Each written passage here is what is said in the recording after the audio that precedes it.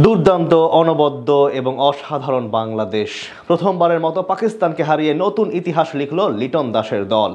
অর্জনের তর্জনী উড়িয়ে নতুন দিনের সূচনা করল টিম টাইগার্স। ব্যাটিংয়ে জাকের আলীর একা হাতে লড়াইয়ের পর বল হাতে অগ্নি ঝরান শরীফুল ইসলাম, তানজিম সাকিবরা। বিপরীতে মাথা তুলে দাঁড়াতেই পারেনি সফরকারী পাকিস্তান। দুই বিভাগে আধিপত্য দেখিয়ে বাংলাদেশের এমন ঐতিহাসিক জয় নিয়ে বাকিটা শুনবো রিপোর্টে। তানজিদ তামিমকে বসিয়ে আজ সুযোগ দেওয়া হয়েছিল নাইম শেখকে, কিন্তু নিজের প্রিয় পজিশন ওপেনিংয়ে নেমেও আজ ব্যর্থ টাইগার ব্যাটার। টস হেরে আগে ব্যাট করতে নেমে এদিন 7 বল থেকে মাত্র 3 রান করে উইকেটের পেছনে ক্যাচ দিয়ে বিদায় নেন তিনি। ক্রিজে এসে বেশ সাবলীলভাবেই প্রতিপক্ষ বোলারদের সামলাচ্ছিলেন লিটন কুমার দাস, কিন্তু ইনিংস বড় করতে পারেননি তিনি। পাক পেসার সালমান মির্জার শর্ট লেন্থের বল পুল করতে গিয়ে হাসান নওয়াজের হাতে তালুবন্দী হন টাইগার কাপ্তান।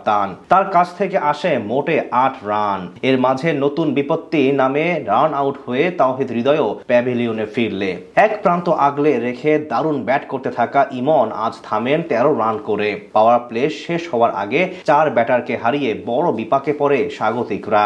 সেখান থেকে শেখ মাহাদিকে নিয়ে জুটি গড়েন জাকের আলী অনেক। দুজন মিলে বেশ ভালোভাবে প্রাথমিক ধাক্কা সামলে বাড়াতে থাকেন রানের গতি। 2 ছক্কা ও 1 চারের সাহায্যে 25 বলে ক্যারিয়ার সেরা 33 রান করে সাজ ঘরে ফেরেন মাহাদি। এরপর আবারও ধস নামে বাংলাদেশের ব্যাটিং লাইন আপে, কিন্তু নিজের জায়গা থেকে একাই লড়াই করতে থাকেন জাকের আলী অনেক। মাঝে রিশাদ হোসেন ও তানজিম সাকিবরা একটি করে বাউন্ডারি মেরে আউট হলেও অর্ধ শতক তুলে নেন তিনি। শেষ পর্যন্ত জাকেরের 48 বলে লড়াকু 55 রানের ইনিংসে ভর করে 133 রানের পুঁজি পায় বাংলাদেশ।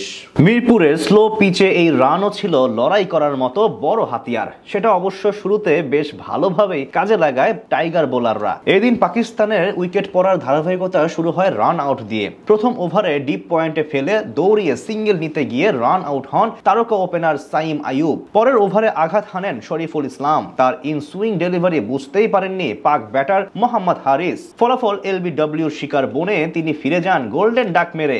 এক ওভার বিরতি দিয়ে আবারও আক্রমণে এসে ফখর জামানকে বিদায় করেন শরীফুল। তার কোমরের উপরের বল পিছন দিয়ে মারতে গিয়ে লিটনের হাতে ক্যাচ দেন পাক ওপেনার। তবে প্রতিপক্ষের শিবিরে সবচেয়ে বড় কাঁপন ধরান তানজিম হাসান সাকিব। পঞ্চম ওভারে বল করতে এসে পরপর 2 উইকেট নেন তিনি। সেই যাত্রায় তার বলে আউট হন হাসান নওয়াজ এবং মোহাম্মদ নওয়াজ। পাওয়ার প্লেতে 17 রান দিয়ে 5 উইকেট নেয় বাংলাদেশ। মাঝে একবার জীবন পেয়ে লড়াই করার আভাস দেন খুশদিল শাহ, কিন্তু তাকে ফিরিয়ে সফরকারীদের পুরোপুরি নিঃস্ব করে দেন শেখ মাহাদি। যদিও শেষ দিকে কিছুটা আক্রমণাত্মক হয়ে ওঠেন ফাহিম আশরাফ এবং আব্বাস আফ্রিদি, কিন্তু সেগুলো শুধুমাত্র ব্যবধানই কমিয়েছে। অর্থাৎ প্রথমবারের মতো পাকিস্তানের বিপক্ষে সিরিজ জয়ের স্বাদ পেল বাংলাদেশ।